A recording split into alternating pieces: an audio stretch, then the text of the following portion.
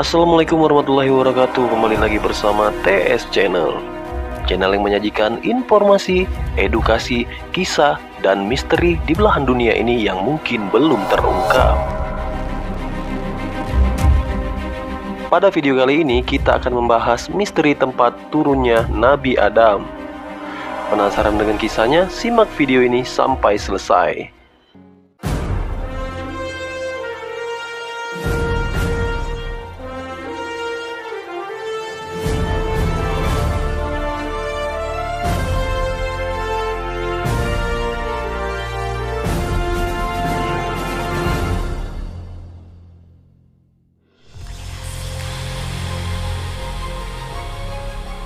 Berbagai versi menyebutkan di tempat mana di planet bumi ini Nabi Adam turun dari surga. Bermacam-macam orang dan agama banyak yang berpendapat beda. Lantas jangan dijadikan suatu permasalahan perbedaan itu. Kita semua pun juga tahu sejelasnya di mana Adam turun. Mengingat sumber-sumber bahkan dari Al-Quran pun sengaja memberikan keterangan yang sedikit. Barangkali biar manusia yang berakal bisa mencari sendiri dengan kekuatan mereka. Ada yang bilang jika nenek moyang kita diturunkan di Sri Lanka, di Bukit Safa dan Marwah. Ada juga yang percaya beliau diturunkan di Belanda, Skandinavia, di India, dan masih banyak pendapat berbeda lainnya. Saya di sini juga akan mengkaitkan dari apa yang saya telah pelajari tentang keberadaan turunnya Nabi Adam. Memang banyak yang meyakini bahwa Nabi Adam pertama kali turun di Sri Lanka. Apalagi di sana terdapat bekas jejak tapak kaki besar yang berada di Gunung Sri Lanka yang dinamakan Adam Peak, yang dipercayai sebagai tapak kaki Nabi Adam. The Adam Peak ini terletak kira-kira 7.359 kaki di atas permukaan laut. Bukan hanya sebagian Islam dan agama Kristen yang mempercayai. Bahkan Buddha dan Hindu juga mempercayai The Adam Peak memiliki kisah sebagai tapak kaki Buddha dan Dewa Siva. Tapi kalau saya juga boleh berpendapat, masih ada hal yang saya rasa kurang untuk ikut juga meyakini. Memang banyak orang percaya bahwa Adam itu adalah manusia raksasa. Bahkan suatu terjemahan hadis yang pernah saya baca pun juga berkata demikian. Tapi yang masih menimbulkan tanya buat saya itu adalah ketika saya juga membaca suatu artikel lagi bahwa Adam diturunkan di India. Bukannya saya menentang pendapat bila Adam Peak di Sri Lanka bukanlah jejak Adam.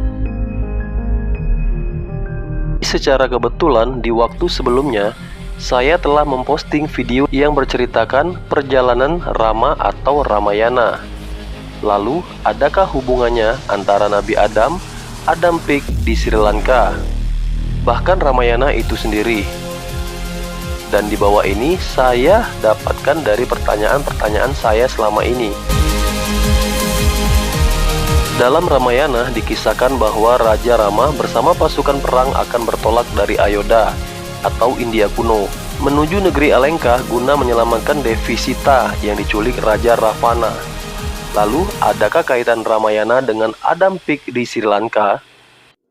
Barangkali jika kamu juga pernah tahu pewayangan Raja Ravana atau Rahwana di Jawa itu bertubuh raksasa yang menguasai kerajaan Alengkadiraja.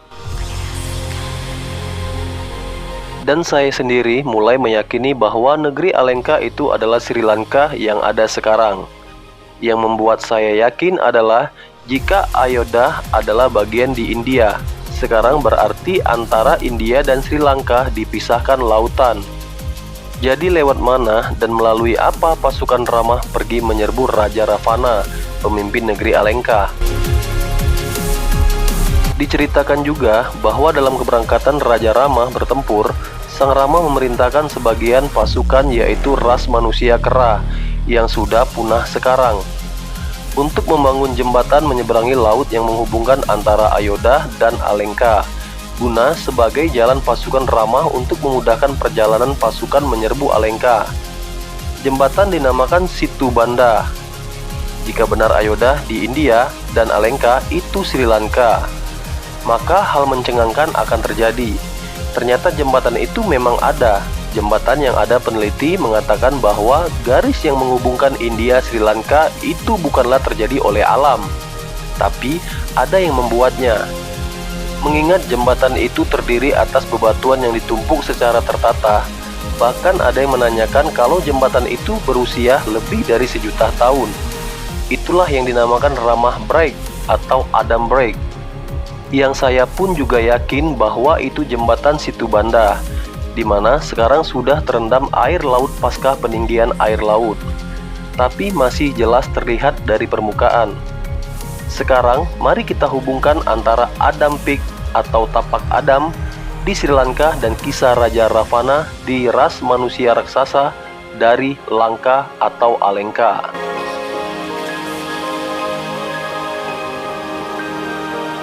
Menurut saya pribadi, bahwa dugaan tapak kaki Adam di Sri Lanka itu bukanlah tapak Nabi Adam, melainkan tapak ras manusia raksasa seperti Raja Ravana. Jadi, di manakah Adam diturunkan? Saat ini, saya cenderung memihak pendapat bahwa sang Nabi diturunkan di India, sedang Hawa terpisah dengan Adam yang diturunkan di Jeddah. Yang membuat tertarik adalah saat saya baca mungkin bersumber dari suatu hadis.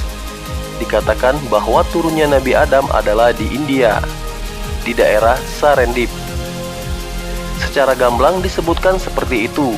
Ada yang bersumber mungkin dari hadis juga mengatakan bahwa sebelum mereka diturunkan ke bumi, tidak ada emas di sana. Lalu setelah Adam dan Hawa turun, Tuhan mulai perintahkan bumi untuk memproses pembuatan emas sebagai peralatan dan mahar pernikahan anak cucu mereka. Lalu Adam bertempat di tanah yang subur, banyak terdapat gunung berapi dan terdiri dari 2 musim. Jika memang Nabi Adam itu berada di India, lalu wilayah manakah Serendip? Barangkali itu adalah kota India kuno yang sekarang telah diubah namanya. Jika benar daerah Serendip oleh Tuhan disengaja sebagai kode agar manusia mau berpikir dan mencari, maka rasanya Tuhan tak akan menghilangkan jejak melainkan mensamarkannya saja. Diketahui di India yang sekarang tidak ada daerah yang bernama Serendip itu. Kalau begitu, mungkinkah daerah Serendip berada di India kuno? Dari sini, saya akan mulai mencoba mengungkap misteri ini. Pernahkah kamu dengar tentang negeri Atlantis? Yaitu kisah yang ditulis oleh filsuf Yunani kuno Plato.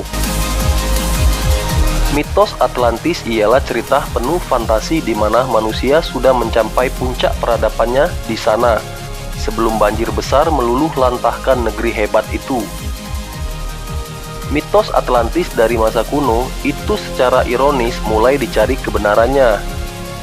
Banyak para peneliti yakin kalau dahulu benua Atlantis memang ada. Puncak dari keyakinan orang itu adalah saat ahli nuklir berkebangsaan Brazil, Profesor Arcio Santos menyatakan sudah puluhan tahun mencari Atlantis dan menemukannya sesuai dengan kriteria yang diungkap Plato mengenai Atlantis.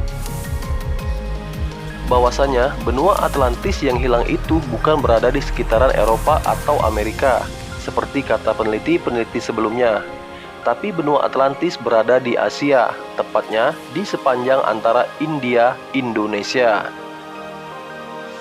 Indonesia dan India diyakini dulu daratannya bersatu sebelum bencana memisahkannya. Makanya Indonesia juga dikatakan sebagai India kuno, bahkan sampai saat ini. Ketika masih dalam penjajahan Belanda pun, negeri ini pernah dinamakan Hindia Belanda, sebelum akhirnya berganti menjadi Indonesia sampai sekarang. Malah ada yang percaya bahwa kata Indonesia berasal dari kata Indian Asia atau bangsa India Asia Timur. Jadi kalau wilayah Serendip tempat Nabi Adam turun tak ditemukan di India yang sekarang, maka marilah kita cari di India Asia Timur kuno, yaitu Indonesia. Barangkali kamu pun juga tak pernah mendengar daerah Serendip di Indonesia. Memang tak ada, lalu apa yang kita cari di sini? Sekarang sudah tak ada, tapi belum tentu dulu juga tak pernah ada.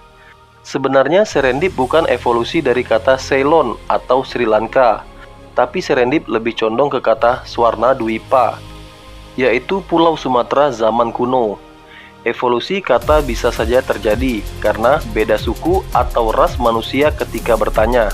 Maka kadang beda pula telinga dan lidah menangkap dan menyampaikannya akan beda pula, biarpun tujuannya sama.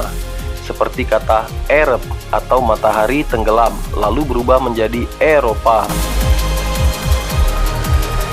Perhatikan antara serendip dan Swarna Dwipa, maka rasanya kita memang boleh menyamakannya. Swarna Dwipa atau Sumatera atau Pulau Emas barangkali oleh lidah orang Arab lebih akrab dinamakan serendip. Jadi di Sumatera kah nenek moyang manusia turun pertama kali?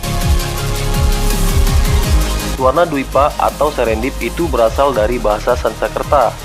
Swarna Dwipa yang berarti Pulau Emas.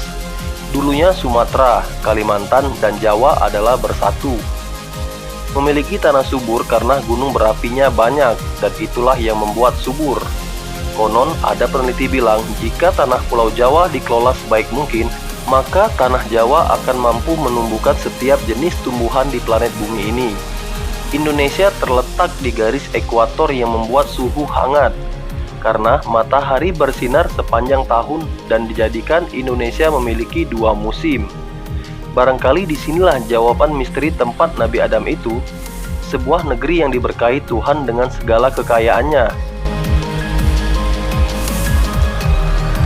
Jika Nabi Adam turun di India, kenapa masyarakat India mayoritas penduduknya adalah agama Hindu? Jika Nabi Adam ada di Sri Lanka, kenapa mayoritas penduduknya Buddha? Nabi Adam mencari Hawa lalu menemukan di Jeddah atau Jeddah, yang juga mengandung arti nenek. Mereka dikaruniai keturunan yang banyak, dan di suatu ketika, saya percaya Nabi Adam mengajak Hawa dan anak-anaknya kembali di tempat Nabi Adam turun pertama kali. Di sana, anak-anak mereka diajari ilmu tauhid, yaitu mengajak manusia hanya menyembah pada Tuhan yang Maha Esa, yakni Allah Subhanahu wa Ta'ala. Dari sinilah Islam pun berkembang pesat dan menjadikan Indonesia bukan hanya diberkahi Allah dengan kekayaan alam yang tanpa bandingnya, tapi Allah Subhanahu wa Ta'ala juga memberkahi Indonesia sebagai negeri dengan penduduk muslim terbanyak di semesta raya.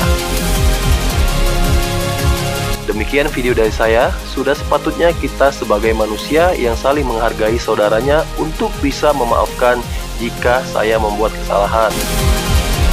Semoga video ini bermanfaat dan menambah wawasan serta meningkatkan keimanan kita semua. Terima kasih. Wassalamualaikum warahmatullahi wabarakatuh.